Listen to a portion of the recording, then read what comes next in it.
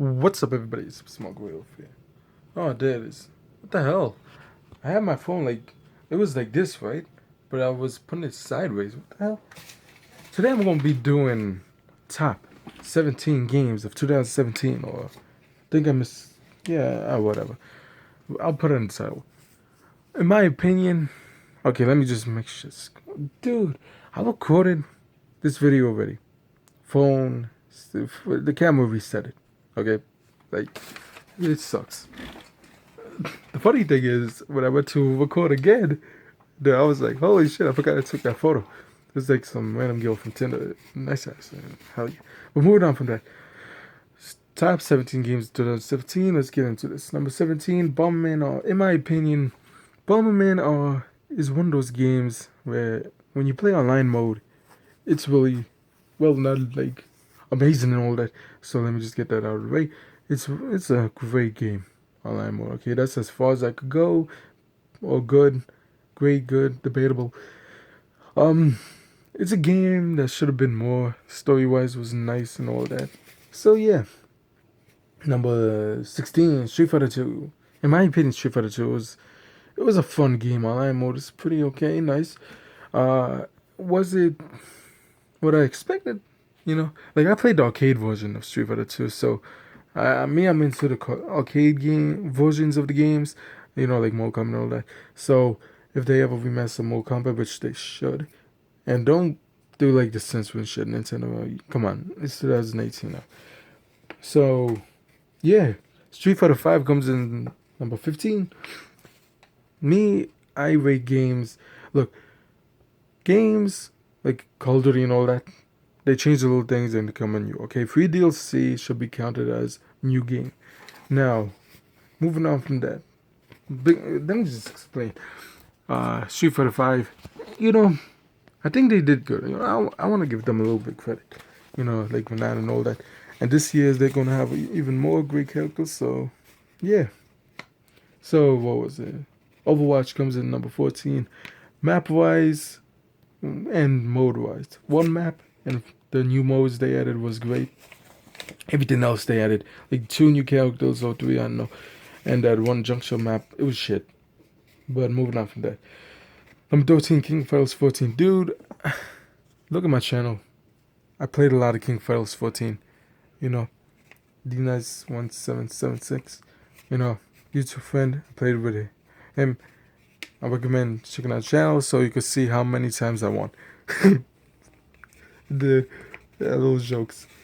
Number 12, Need for Speed Payback. It's better than Need for Speed. The Need for Speed reboot or whatever the hell. But it's not as good as Rivals or the other one. Rivals is my favorite. Also the old ones. And yeah. Moving on from that, Arms. It was a new fun game. It was one of those games that was new, fresh. You could use Joy Cons in different ways. It was one of my favorite games of the year. You know, and it's a game I play a lot. To be honest, I really enjoy this game. I think this game should have got a little bit more, credit. Like, don't get me wrong, it got a lot of credit, but it should have gotten more. Next, following the list is Pokken Tournament DX. So at this point, I lost count on what the hell. So I'm just gonna say number 10 because I don't know the list is like top 17. I don't know. So yeah, Puyo Puyo Tetris, in my opinion, it was Pokken Tournament. I said Pokken Tournament. It was a great game. But the thing of it is, it wasn't that.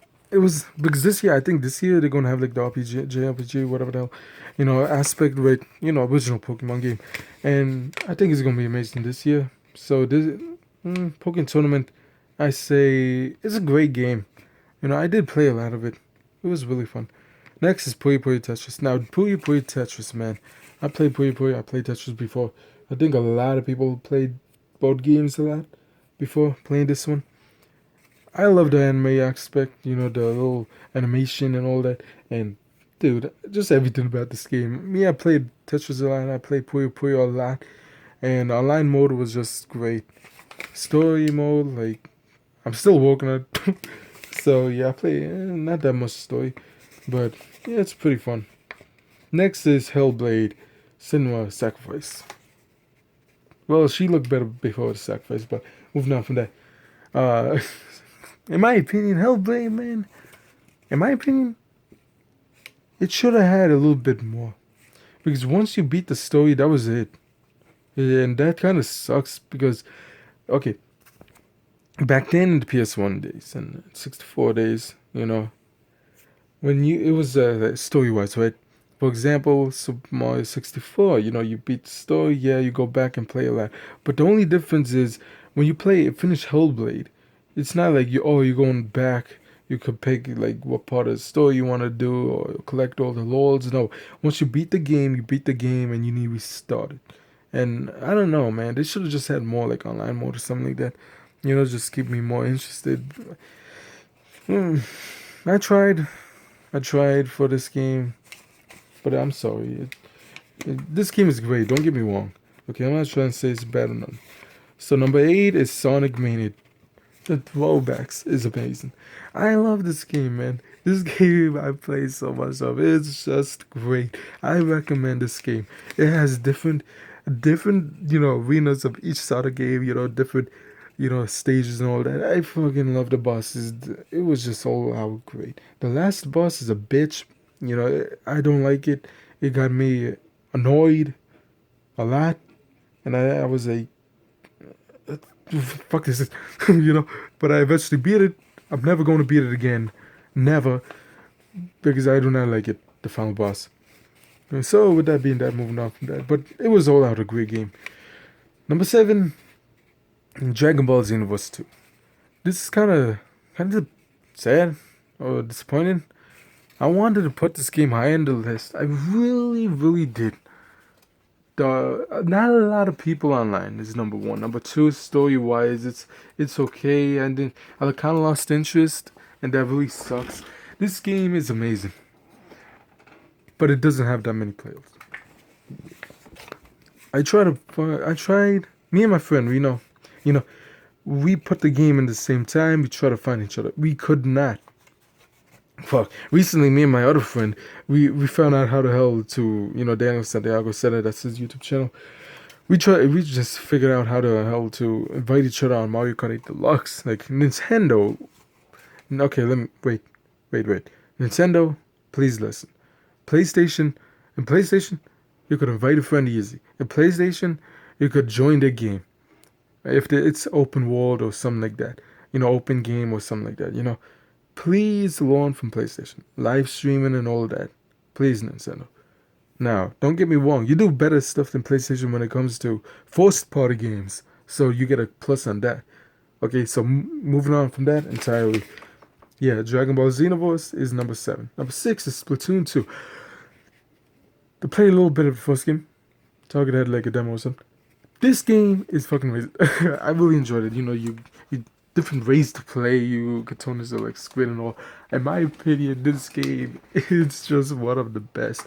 It's kind of weird because it was like all autumn costumes, and you know how like they have different costumes or uniforms for each thing. I was like, huh, wait a minute. This said it's coming out in winter or August or whatever the fuck. And then I go and check, and it's not even there in the store. It's like, what the hell? You know what I mean? I don't know. It was on the Nintendo News, whatever the hell, on the Switch. If you have a Switch, you know what I'm talking about. It's news. But moving on from that, Crash Bandicoot number 5 is Crash Bandicoot Insane Trilogy. You could play as Coco. I think that's enough. If Amy Woes was available on Sonic Mania, maybe I would have put it higher. But not just that. I try to be fair. Like remakes. All that. Like free DLC. I try to give the newest games this year, or last year, a little jump up. So I tried to put it. In my opinion, this could be debatable with Splatoon 2 and Dragon Ball Xenoverse and Sonic Mania. Which one is which goes where, because each one has their own unique feel, but which is truly the best of the best. You know what I mean? But moving on from that. So number 5, Crash Bandicoot Insane Trilogy, Coco.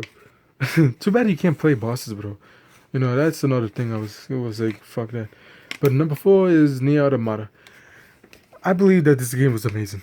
This game was great. Square Enix, Okay, 2016, I buy Final Fantasy 15 and World of Final Fantasy. I did not beat both of them. That's why I did not review it. I'm going to do a video of both of them versus each other, like a verse series of those two.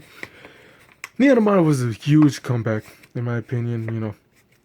It was just amazing. Later this month is going to be Final Fantasy Dissidia and T, and I'm going to buy that. I hope that's amazing. So, you know, Nier Automata was great in the story. I played this year long. It lasted 1 year.